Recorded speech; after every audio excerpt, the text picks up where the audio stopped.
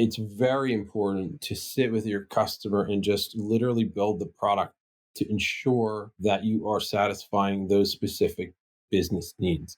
So we have an idea for this product, and it does very basic things, A, B, and C, but how does it fit into their workflow? How does it fit into their day? How does it add value to them short, medium, and long term? Are you a scaling SaaS founder? Ready to make the leap from leading a team to leading an organization? Join us each week as we refill your think tank with actionable tips and strategies from great business minds you know and those who don't know yet. This is SaaS Fuel with your host, 5-time entrepreneur, SaaS founder, and globetrotting adventurer, Jeff Maines. Welcome back to the SaaS Fuel podcast, where the future of pain relief isn't numbing, it's empowering, because healing shouldn't come at the cost of who you are. I'm your host, Jeff Maines. I help B2B SaaS founders like you grow from traction to scale. Here, growth is more than just numbers. It's about crafting a future-proof company, premium valuation, and leaders who build a business of significance while living epic, adventurous lives. Why is it that we only talk about addiction after it happens, when technology now makes it possible to see the risk before the first prescription is even written? In this episode, we're diving into one of the most pressing public health issues of our time, the opioid crisis. But this isn't just about policy debates or reactive solutions. It's about prevention powered by innovation. And of course, little SaaS, little AI. We explore a groundbreaking approach that combines genetic testing, behavioral assessments, and real-time patient monitoring to identify addiction risk before opioids are prescribed. You'll hear how advancements in personalized medicine are helping physicians make better informed decisions, balancing the need for pain relief with the responsibility to prevent addiction. The conversation also touches on a deeply personal story that sparked the mission behind the technology, revealing how the intersection of purpose and innovation can drive powerful change in healthcare. You'll learn how voice analysis is being used to track patient recovery, how simplified workflows are helping doctors cut through red tape, and why collaboration between innovators is critical to tackling big systemic challenges. If you're interested in how data, tech, and heart can all come together to transform lives and save them, this episode will expand your view on what's possible in modern medicine when you combine it with awesome tech. Let's get into it. Our expert guest last Thursday was Casey Wu, the 6-time CFO and 2-time COO behind some of the fastest growing startups in tech. In his episode, Casey opened up about the realities of scaling from chaos to clarity, from early stage messiness to operational maturity. He shared how top operators align vision with execution and how to do it, how resilience is non-negotiable, and how mentorship shaped his leadership style. Whether you're a first-time founder or a seasoned exec, Casey's insights are a blueprint for building companies and leaders that grow fast and smart. And our founder last week was Nahed Kairala, a global startup strategist who has scaled companies from 7 to 9 figures by turning HR into a strategic weapon. In his episode, Nahed broke down the mechanics of scaling teams across borders, how to preserve culture during hypergrowth, and why lean HR systems are often the missing piece in startup success. He also shared powerful lessons on resilience, adaptability, and what it really takes to lead high-growth organizations through uncertainty and change. Anybody else have some uncertainty and change out there, like every single day? Well, if that's the case, you got to go check out these episodes if you haven't. So much good stuff in them. My guest today is James Piacentino, co-founder and CEO of Thrive Genetics. James has led companies to multi-million-dollar exits, published in Harvard Business Review, and held senior leadership roles at SAP. At Thrive, James is on a mission to change how we approach addiction risk, starting with a deeply personal story and ending with tech that is shaping the future of personalized medicine. Welcome someone who's blending compassion, diagnostics, and tech innovation to make healthcare work smarter for all of us. James Piacentino. Hey, James, welcome to SaaS Fuel. Jeff, pleasure to be here. Thanks for having me on. You built Thrive Genetics out of personal experience coupled with a personal mission, which I think is very cool. What was the moment you knew you had something about the opioid crisis from a technology perspective? So I would say that may tap back into the origin story, and why we even got started. Yeah, I always say, the company started, I guess, on paper, say 3 years ago. We're in market for a couple of years, but it's it, I think this really started back from my childhood. This idea percolating in my mind. Now, how do we get in front of addiction as opposed to chasing behind it and trying to help people in the opposite order? And it came from a situation in 1982, a long time ago. My father was in a horrific car accident. He actually had a lot of back surgeries, and he was handed bottles of pills all the time. This is way back, well, when pain medication was, probably pre-opioid, I would say. But those pills really became a problem for him. It led to an addiction that led to another addiction with alcohol to, try and find a different way to relieve his pain. And he passed in 1999 from the complications of all these problems. So as a kid, growing up as the son of an alcoholic and the son of someone who had these problems, I always wondered, is this something that would happen to me? And it never happened to me. I never became an addict of any kind. But my grandfather was a gambler and he had a problem. And it was like, wow, this is like one of those stories you always hear. Like, is it go through the generations of family? Is it genetic? What is it? And I think sure. most people just write it off and they say, oh, it's genetic. But what we're found scientifically is actually that's only half the story. Genes are just half the story. It's behaviors and your environment. That's the other half. It's a 50-50 split. And in my father's case, when you create trauma in a family, and this is very important, I think, for all of us, it's not just the person who's the addict, it's the family. So if you're an addict and you have a family of four, the four others in that family, if you will, or three others, are really the product of the pain. So it Yeah, continues this trauma continues generationally and it gets passed along, right? There's a lot to it. So how, in my mind as a kid, I wasn't sure what normal was, right? So I never had an issue with any addiction, but when I thought about my family, like my kids, I was like, oh, geez, like, is this something that's going to skip a generation? So that go back, before I was educated on this. Is it an addiction related situation, genetic or not? And since it's not scientifically, I started to learn more about it. I said, well, there's got to be a technology that we can use to get in front of this problem for families. So I don't have families don't have the problems that I had growing up, the trauma related situation that I had. And so, long story, I kept that sort of sitting on my shoulder for a few years, just sort of every time I'd look around, like, should I get a new job? Really doing well in tech. I was 25 years into tech. I had really good help build and sell two startups. Went into corporate, worked for the CEO of SAP for a while and his team. All great, doing really well. But then I was like, I really think this little problem that's been sitting on my shoulder, this idea, I think we need to figure this out. And it kind of just bit me. It was like a bug, I guess. So I researched scientists that had done this. And what I found was there was only 7 or 8 that focused in this area roughly. And they were all kind of not wow. directly related to addiction. And I was like, oh, that's kind of interesting. And I found one person, well, two people on the East Coast, somebody in really prestigious university.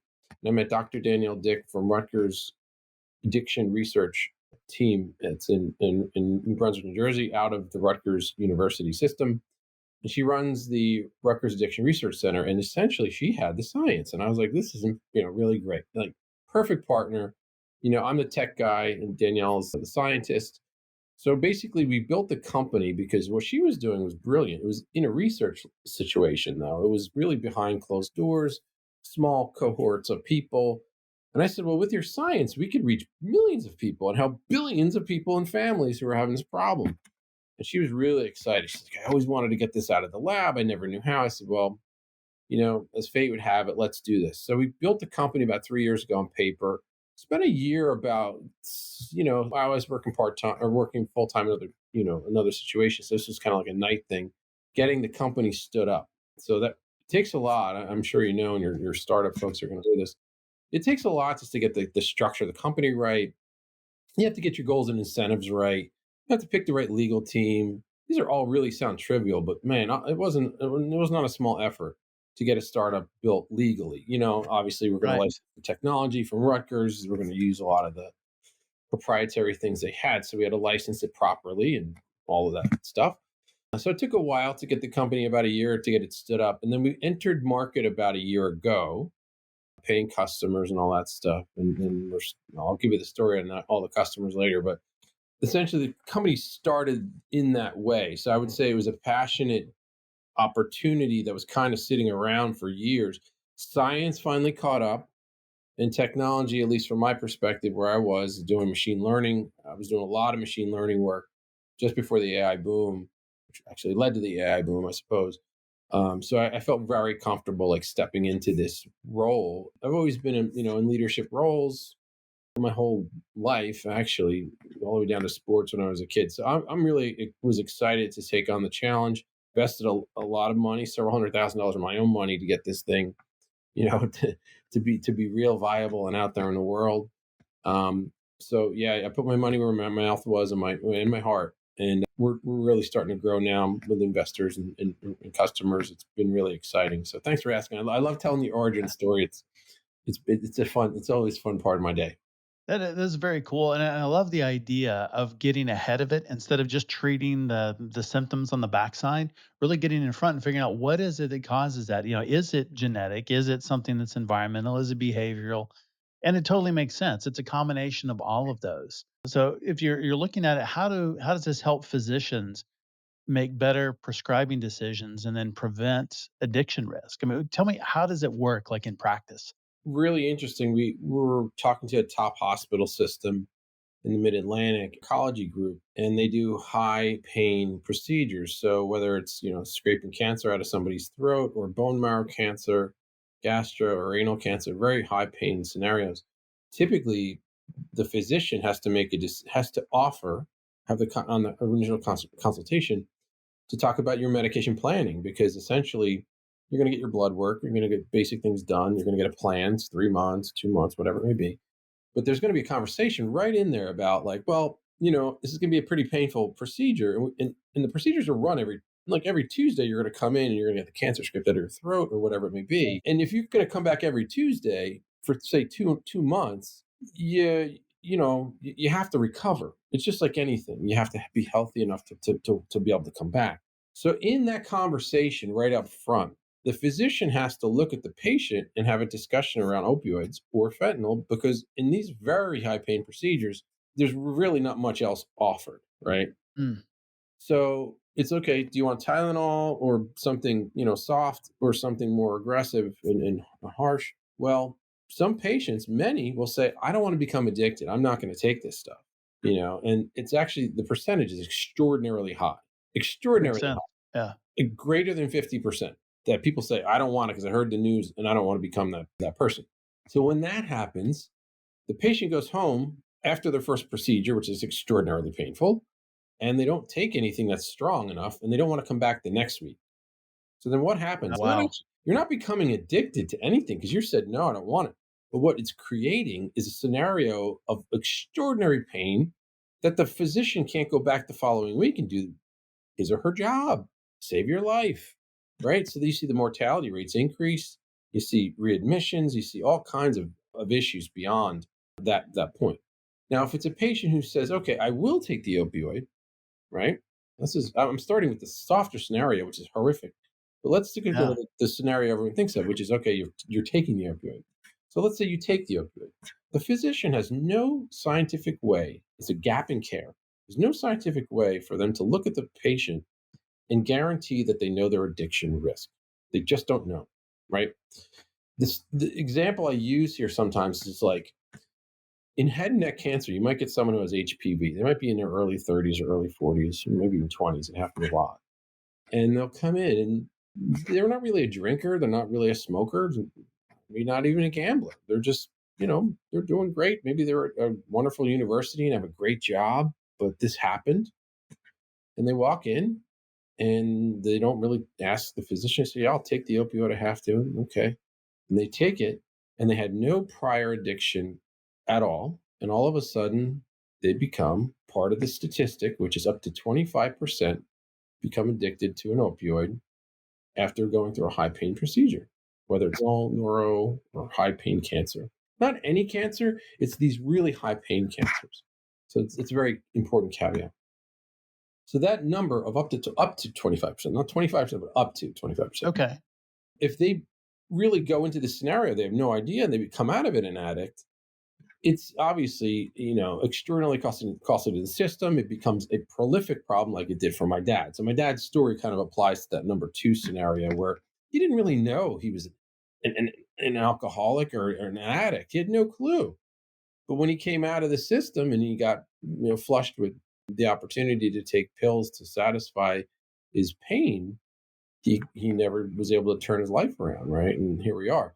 So it's really impactful to note that the scenario of not taking the opioid or taking the opioid, we can help in both scenarios because now we have identified the addiction risk in the patient before, which is what we do. So the physician uses our platform to do a genetic and behavioral test that gives you an addiction risk score. Now the physician has that data in their hands. So we're just taking that data and we're providing it to the physician to make his or her own decisions based on the medication plan. And then we have an app that's going to monitor pain, with that, because after each procedure, you have to monitor the pain. That's how you know how to manage it right over time. There's a lot of data points in there we could even explore further, but that's, to answer your question directly, that's the specifics around how a physician uses it. That's a really tough problem because you got underprescribing, which a lot of people would lean that way. I mean, I would definitely want to lean that way just because of all the press. Like, I don't even want to get near the stuff just because what if? But then if it's affecting treatment like that and they're not coming back and getting treated, man, that's a bad outcome. But then you got the overprescribing, so it's that balance. And so I love that the app helps understand what the risk is and then get that right balance. They're making much more informed choices, it seems, and Yes. then monitoring that pain through the process. Is that kind of the application of the technology to the Yeah, problem? you got it. You got it 100%. So it's a platform that they'll log into to do the initial genetic and behavioral test. The genetic test is just a swab. It goes into the lab. They scan the whole genome. Our algorithm reads that for the 4 or 5 clusters of genes for addiction specifically, takes that information, pulls it out, and then you do a behavioral test, which is just like the nurse practitioner sits with you and asks you behavioral questions, and you answer them honestly. That becomes another data set. Those two data sets are then combined in the algorithm, which then gives you the addiction risk score. And it's a PDF that just goes to the physician. And, it's basically like giving the physician an opportunity to do their job better. We're not telling them what to do. We're not telling them to give you more or give you less. We're just saying, based on this situation, this patient is in this, predicament, scientifically proven, clinically proven, over 10 years of research and many millions of dollars that went into proving the science for my co-founder. This is where you're at. Do with it what you will, but if clearly it's a pretty big gap in care that exists because currently they're just looking at the patient who walks in and asking them, "Hey, do you have any prior? Oh, my uncle was an alcoholic, my father was an alcoholic," or they're not going to say it at all, right? Right. Right. So it's kind of this guessing game, and that guessing game is an expensive game. Yeah, it sounds like it. Yeah. How did you think about going to market with a product like this? And, I think there's a lot of markets that it could apply to. How do you decide what to go after? And then, where does it fit in the overall ecosystem? Yeah, that's another great question because it was extraordinarily expensive to do product market fit for this. Sure. Yeah, because what happens is when you see something like this, and I use the pencil analogy, it's like someone gives you a pencil and you say, "Well, what can you do with a pencil?" Well, I can do math, I can write a letter, I can poke my brother with it, I could break the wood and burn it for a fire. I mean, there's a million uses for a pencil, let's be honest. Sure. All right, this is a silly analogy, but the idea of having so many opportunistic markets actually was extraordinarily costly. So we tested, and I'll mention the 5 markets, and these markets are not off the table. They're just not immediately where we're going to focus, right? There's roughly say 4 or 5 other markets. You could easily go to a treatment center, right? And I always Sure. say Oh, yeah. treatment center might be valuable for them just as a data point to help the person, right? Okay, They kind of already know though. they know, Because but they're they treating them because they denial. know they're addicted. They do, but there are a lot. I had a treatment center say, you know what? Most of these folks come in and say, I'm really not. I'm just here for the 15th time. Oh, that makes sense. It's more like an actual data point for them to, you know. But the Yeah, market's it's pretty siloed. It's not huge.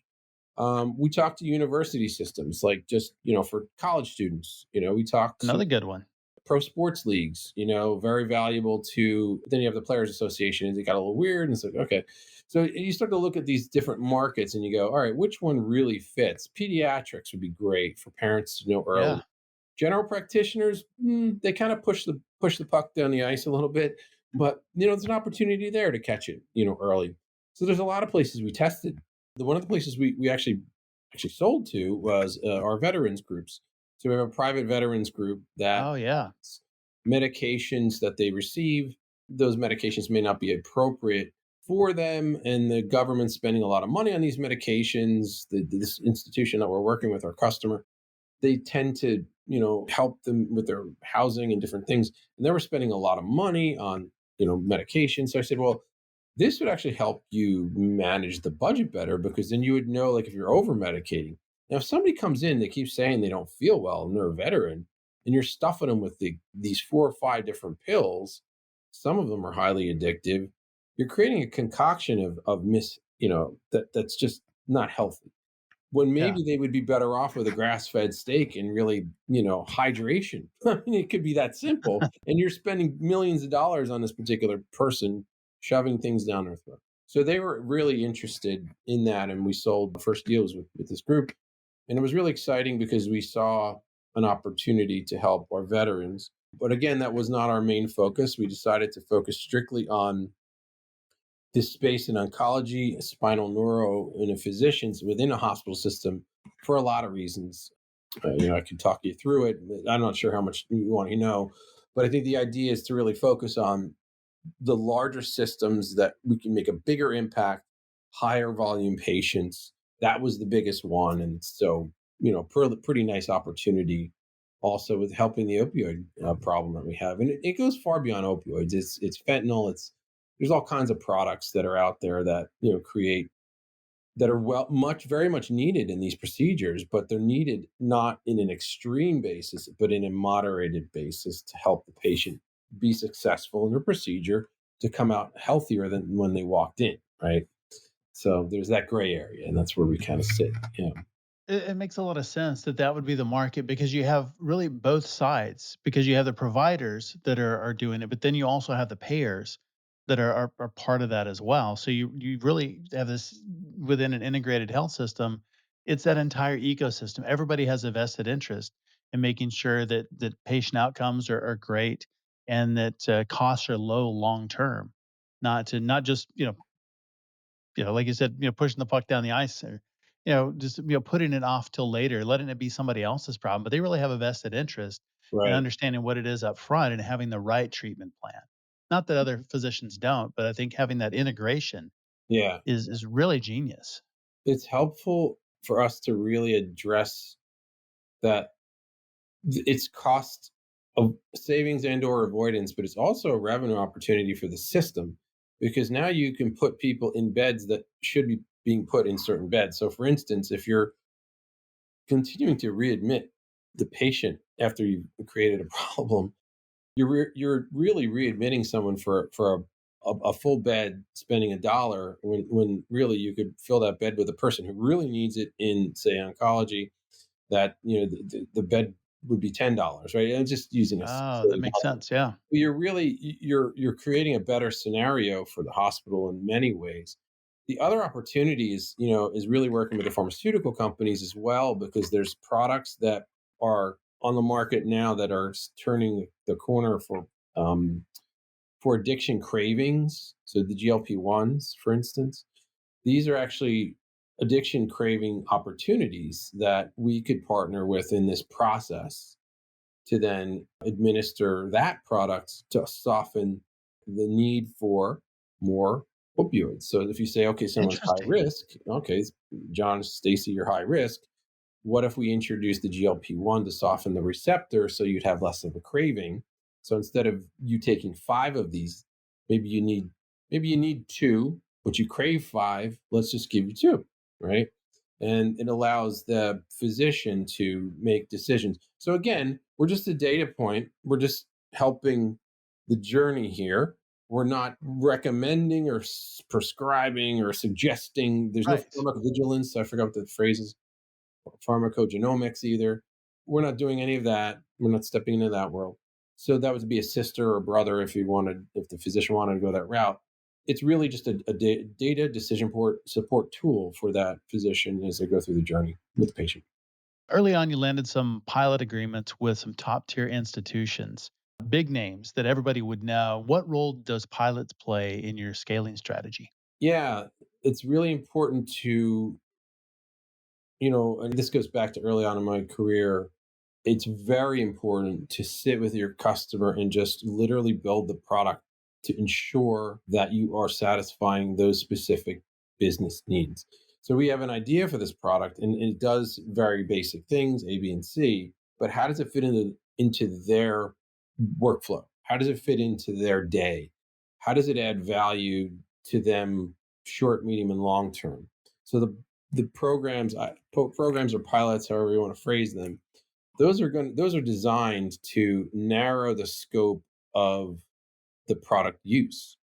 And so when we're designing it, in fact, it's funny you mentioned when I'm on with my development team, they'll ask me questions like, well, how does okay, and they're in the weeds of the details, which is great. And they'll ask me a workflow question. And I said, I'm not going to make this up. Well, because I start making it up, right? I'm like, oh yeah, they probably do this. And and then as I'm saying stupid things, I go, wait a minute, Patrick, this is my guy, Patrick. I said, let me stop talking and really just ask the customer, like, why am I telling you what I think? This is bad. So, this is where we get into that whole thing about product market fit and fantasy, right? You have to really ensure that the customer's voice in every little detail and step is represented. So these programs, these pilots, whatever we're going to call them, they're super critical for, I call it just the nuances. But the nuances are really where, things go from good to bad or from bad to good, depending on how you look at it. You have to be really careful. Those nuances are so critical because the more you guess, the more it costs, the more time is wasted. And I personally have done so much work in life sciences and healthcare that my usual goal is to stay away from anything that's complicated and really just support the simplicity and the beauty of the product, because I think it's so exciting to get complicated, right? But it's in this healthcare environment, it couldn't be a worse scenario, right? Yeah. Complicated's fun in tech maybe, but when you get into these healthcare scenarios, it's got to be really, really lean, simple, even if it's something you have to do to maybe create an additional revenue stream as opposed to bundling everything into one. Sometimes companies try to bundle multiple things into one revenue stream, and it's like Right. it should be broken out because it isn't, the complexity persists. So yeah, the pilots are essential for the nuances. That's the answer to your question. Yeah. That's really good. And yeah, in getting into those systems, I think that opens up a lot of opportunities into other ones based on the data that you're getting out of that. I think a lot of founders don't think about it that way, and that the initial beta customers or the big ones, being able to use them specifically as case studies to go win more business, not try and squeeze every drop of revenue out of some of those early deals. I'm able to confidently say that if you can control the scope properly and really listen to the customer, you can create a scalable, repeatable model. And that's actually something I started doing in 1999 with my first startup. We built a product, we validated it with the largest pharmaceutical company in the world. They had some unique requirements. It was an 80-20 rule, kind of like 80%, 20% was custom. It's back in the day. But once we got 5 or 6 other customers to give us their scope requirements, which took about a year and a half, wasn't all that long, then we started to see the product reveal itself. And that's when when you can achieve a vision of scale that is when it gets really exciting because you can see that path to billions. You can't Yeah. see a path to billions if you're trying to sort of let me tweak, change, blah blah blah. In the beginning, you have to do that, which is what obviously anyone has to do. But once you create something in the first 5 or 10 customers where you see that scale path, it tells you and it tells your investors really how big this thing is. And that's why I say simplicity and clarity are really going to be important. And you don't have to do all things for all people. Like we actually had our second customer. They were very different. They were very, for this old startup I was talking about, they were very different. They had like some crazy requirement that was just done in an odd, obtuse way. And I said, okay, like, let's be honest. That's not common. We figured Right. that out later. But that can be something we address in a module number 2 in 2 years or whenever. And let's see how many of the customers have that uniqueness that they have, which we come to find out it was like, a third of the market. So, okay, that's pretty interesting. All right. That's still a pretty good number. Like, let's put that in module number 2 downstream. And then when Yeah. I went to SAP and I was helping to design and build some products there, I ran into the same exact same thing. It was brilliant. It was like, from above. I had this 30 customer consortium, and we had an outlier. 10 of them did something really obtuse. And I said, I've been here before. Let's put that in module 2. And it's what we did. And everyone was happy. I said, wow, if that wasn't like coincidence, right? So as did this product development, I'm not there yet with this company, but at least I've had 2 experiences, and it was over 20 years where I saw that and implemented a scaled model to execute over time. And that does it tells you the product pipeline and the value of the company, and it really reveals itself. It takes about a year and a half, 2 years sometimes, but that's the fun part, man. Getting your hands dirty in Yeah. the dough. Are you missing key relationships that could transform your leadership? Most leaders are. They just can't see it. And here's what shocked me: the most successful leaders aren't lone heroes. They're the center of 4 specific relationships that multiply their impact while preserving their sanity. You're probably like everybody else, drowning in connections, but starving for real support.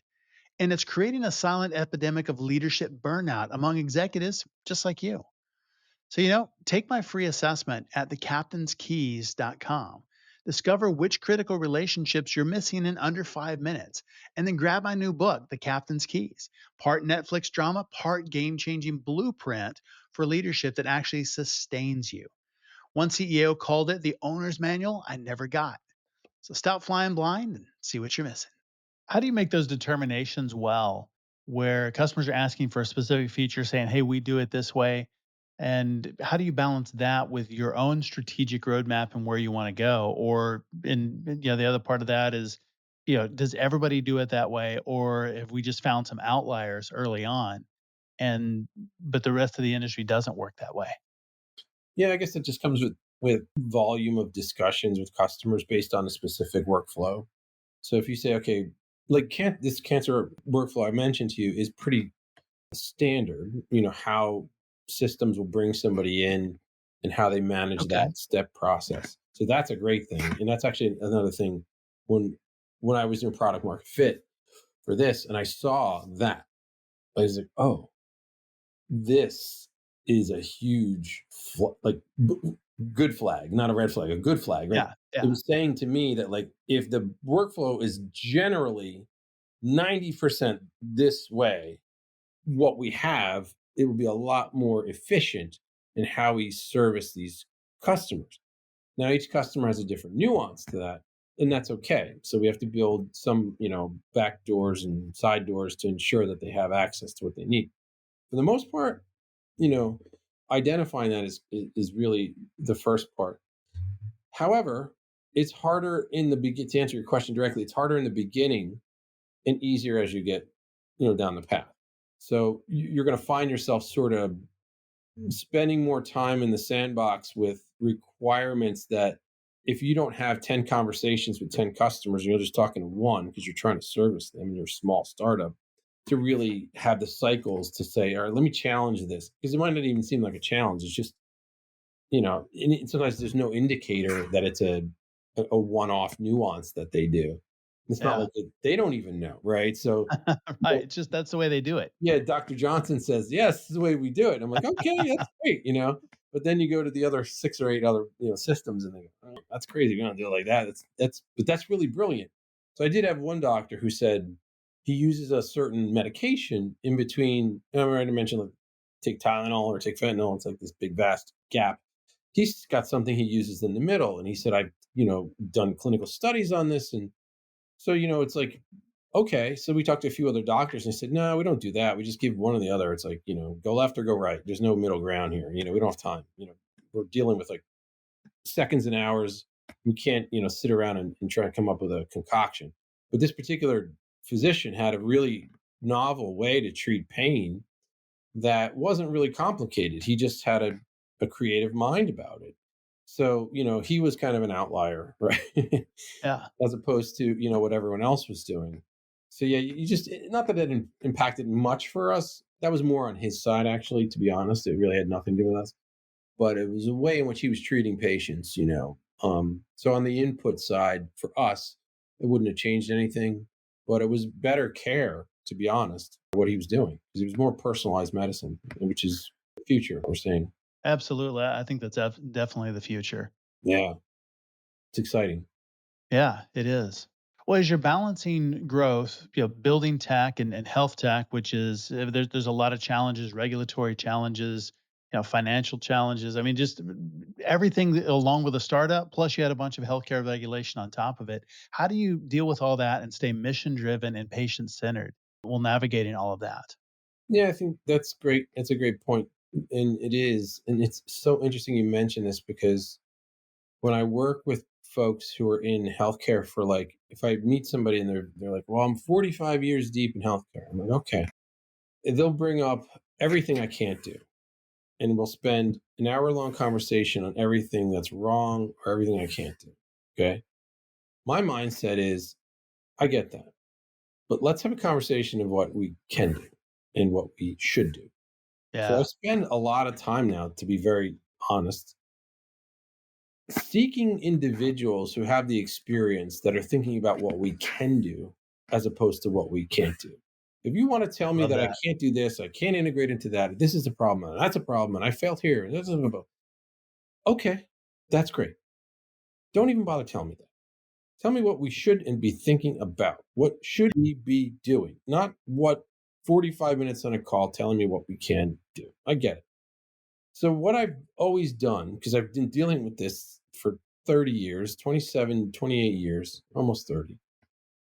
What I find myself doing is asking the hard, ugly questions. And as soon as I smell what I call muck in the system, I'm immediately spending 99% of my time on figuring out how to avoid that, right? So I'll give you an example. Everybody says, how are you going to integrate with this system? 99% of startups fail because they go down the pike with the customer and they fail because they're trying to integrate the system. I say, okay, well, do we need to actually integrate into that system? What if we just Mm, provided a PDF report that goes into an email that then they attach to the EHR? And I have no need to integrate anything. Well, then they might not great use it. workaround. Yeah. Well, they might not use it.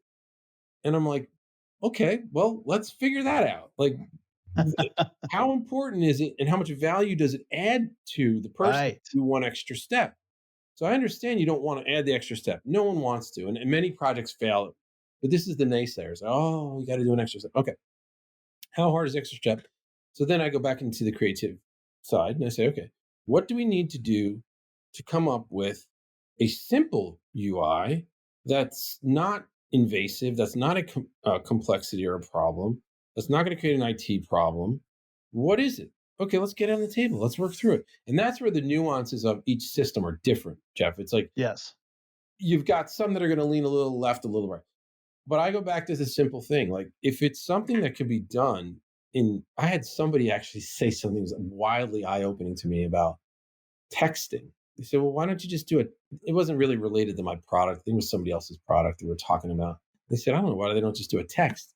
And I said, well, can you do that? Like, I don't know. I don't know the regulation of it. He said, well, yeah, in the space that they're in and like where they're operating and whatever information they're texting is just really just basic stuff. They're not saying anything proprietary. They're not saying anything, sensitive.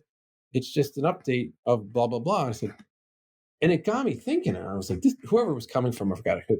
It was an extraordinarily like powerful, smart person in like a big place. And I said, that is really intriguing to me. And it woke me up because what this person was saying, and this was like a deep technologist, what they were saying is you don't need to tackle the bear. You just need to sort of drive by and wave. Like, okay, but certain things you do need to integrate, and certain things Sure. you're going to need to get into the Epic system or an EHR. You're going to need. I'm not saying but for my product and for what we were doing at the time, um, it wasn't required. So why are we overcomplicating it?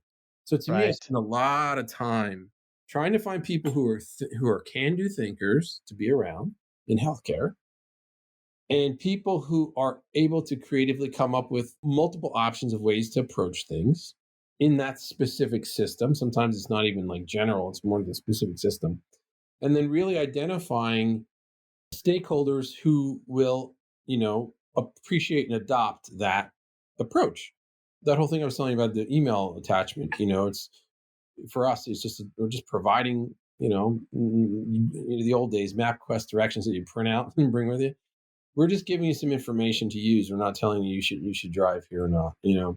So it was like a very simple workaround to something that could have been awfully complex, especially for what we're doing. Like, oh, you're going to integrate into these systems, and how are you going to do that? And what are you going to pull genetic data? It's like, nope, nope, nope, nope, nope. We're not doing any of that stuff. All that Yeah. stuff sits outside the lab. It has nothing to do with the complex nature that you're dealing with. So it's a long answer for because there's a lot of places you can go with it. That's the way we've approached it, and that's my mindset from a technology perspective. I've done everything wrong, so now I'm trying to do everything right. Yeah, I think it's a great perspective.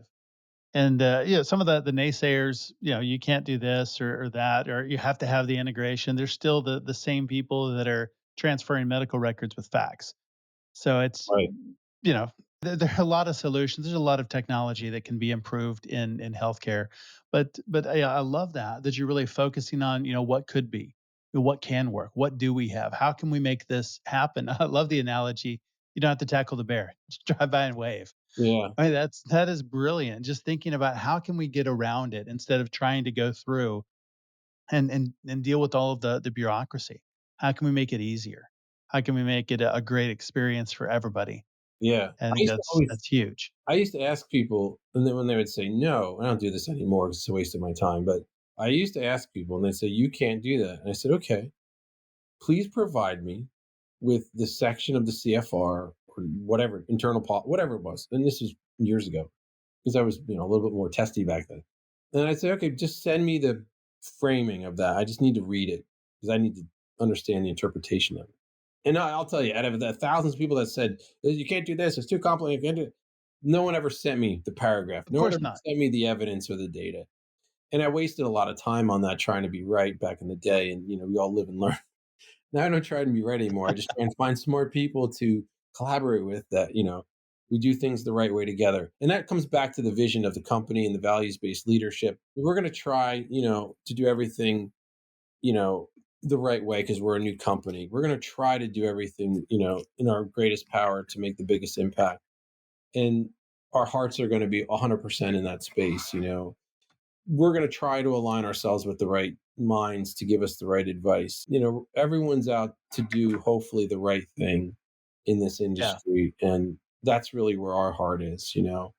We can only put our best foot forward every day when we wake up. And you've got my entire soul in this. So, that's kind of the way we, as a company, our culture is to do what's right, do it from the heart. And then, everyone will because we're with smart people, we'll come out on the right side of it. Well, thinking about the product, I mean, you're combining healthcare, genetics, AI, and patient behavior all together. What's been the biggest challenge in aligning all those pieces into one usable product? No, the good news is the AI piece sits out here. So it's not embedded at all with any of the genetic stuff. Okay. So if you think about it, I wish I had a picture to show you, but it's kind of like the platform. I can use my hands. The platform is where the physician assistant gives the swab or spit Makes sense. into the tube, and the tube is a barcode on it. So the barcode in the batch that we sell them, let's say we sell them a box of numbers, Sure. they pull spit swab, whatever, send it off. It's got the unique ID. The unique ID is attached in their EHR. So we don't even know. We just know that the person is 14RLHQTP, whatever, right, on the Oragel. Sure. Makes sense. So it goes out to the lab. Yeah, obviously you want to do a certain amount a week in bulk. So they send them out. It goes to the lab. The lab reads the entire genome.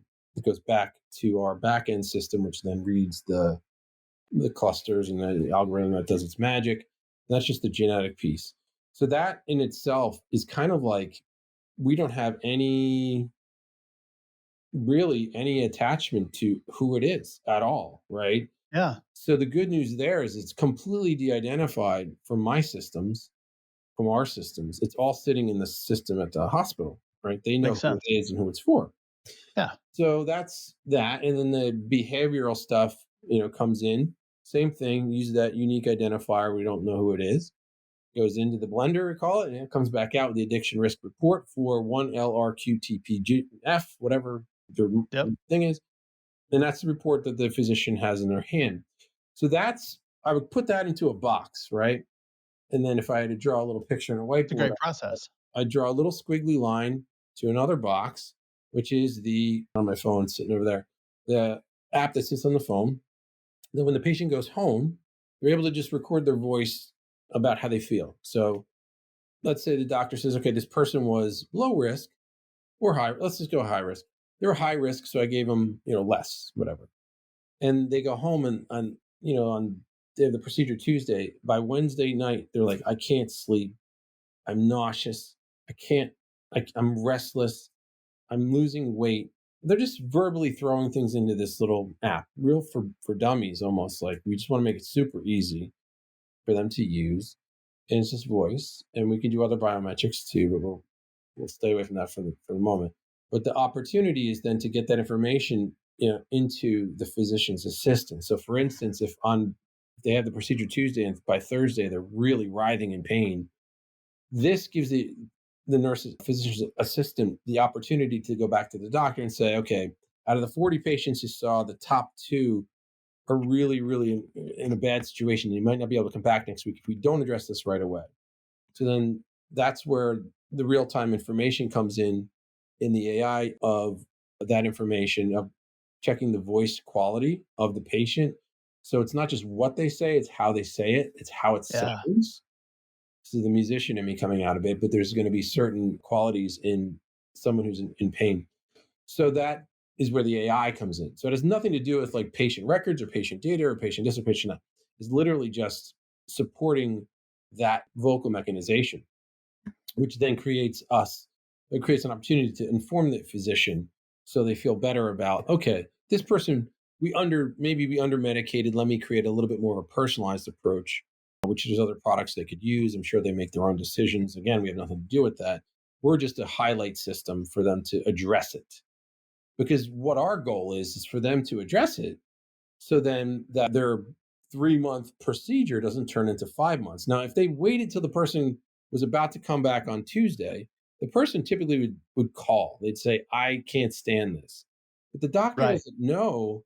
If the person says, I can't stand this, the doctor doesn't really know if they're telling the truth. Let's say they are addicted or they have an addiction propensity.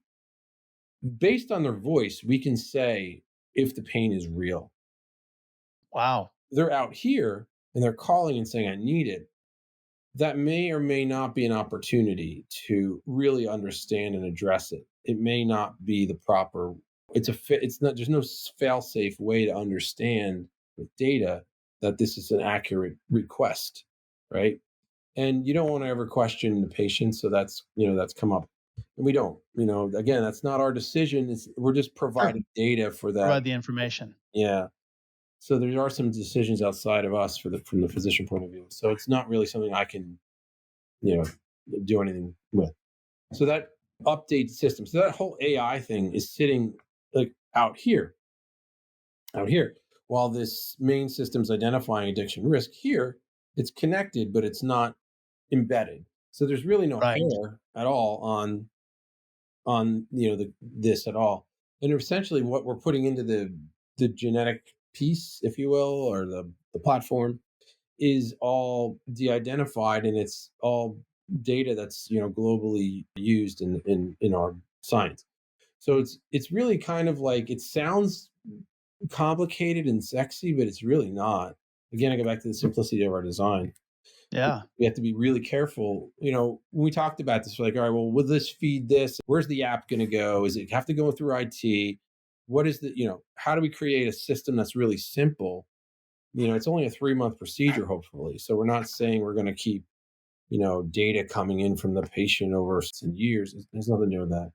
It's just a real-time system. So it could be done by text, but there's no voice validation or verification. There's no phone call. There's no voice verification necessarily for the physician to have an accurate understanding of the patient's real, discomfort. So yeah, we're trying to create some tools here for them to use to create better outcomes.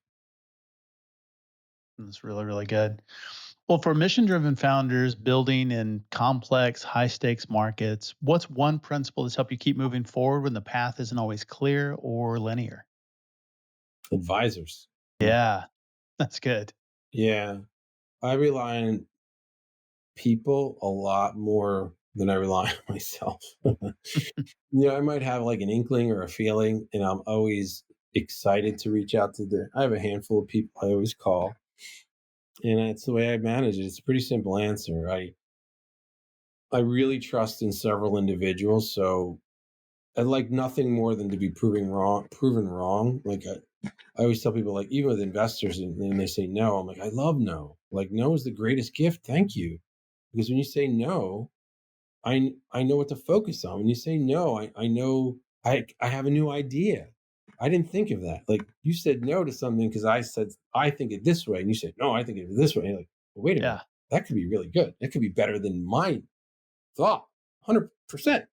So I spent a lot of time actually really asking people I trust to guide that.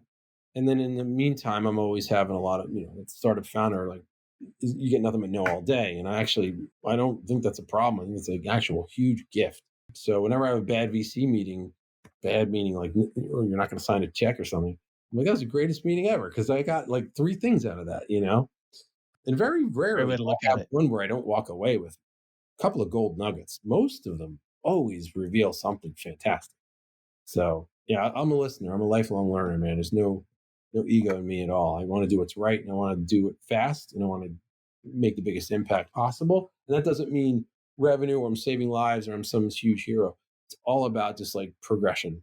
It's like, how do we progress every day? How do we get this thing better? How do we get it out to market? There shouldn't be a rush, but there is a rush. Obviously, there shouldn't be a rush if you're going to do it wrong. So I'm in the lane of like, let's do what's right. Let's do it the truth. Let's make sure it's done well, and then we'll release it. God's going to be bringing it when God's going to bring it. And I'm not worried about force fitting everything, or people, or holding people in positions that are unnatural. So all these advisors have been super in helping me manage that over time. Yeah. So the people are the greatest resource. Great. Where can people learn more about you and about Thrive Genetics online?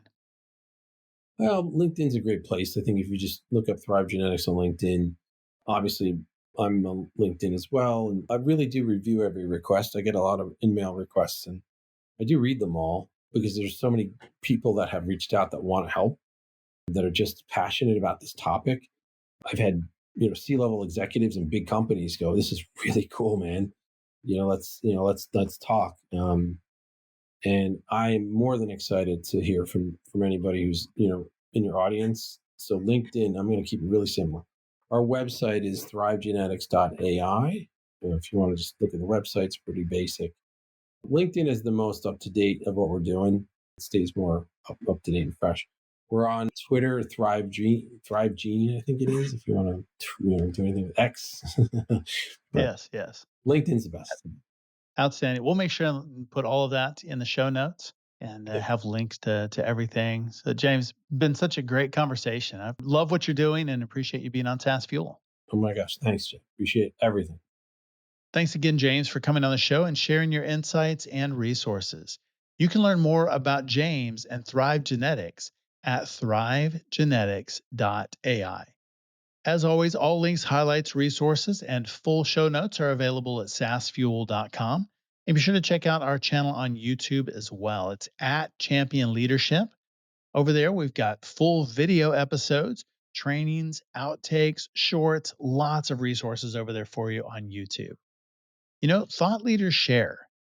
Share this episode with your favorite overachiever who's building a personal brand and a SaaS empire before lunch. Everyone who shares this week gets a verified badge for life. No platform required.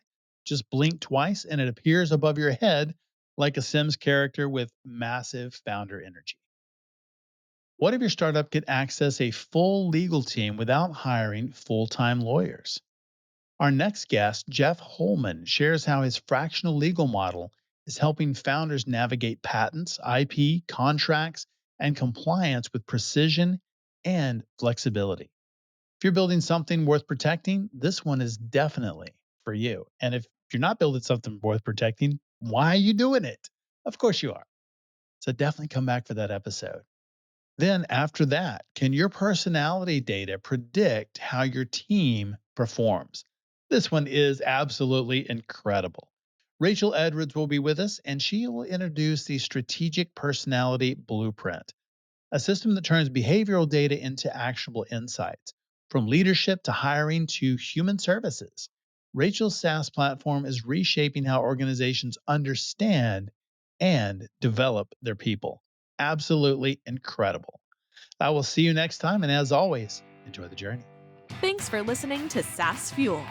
Full show notes for each episode, which includes a summary, key takeaways, quotes, and any resources mentioned, are available at saasfuel.com. Be sure to follow and subscribe wherever you listen to podcasts. And if you're enjoying the content and getting value from these episodes, please leave us a rating and review at ratethispodcast.com/saasfuel. We'll be sure to read these out on future episodes. Let's go!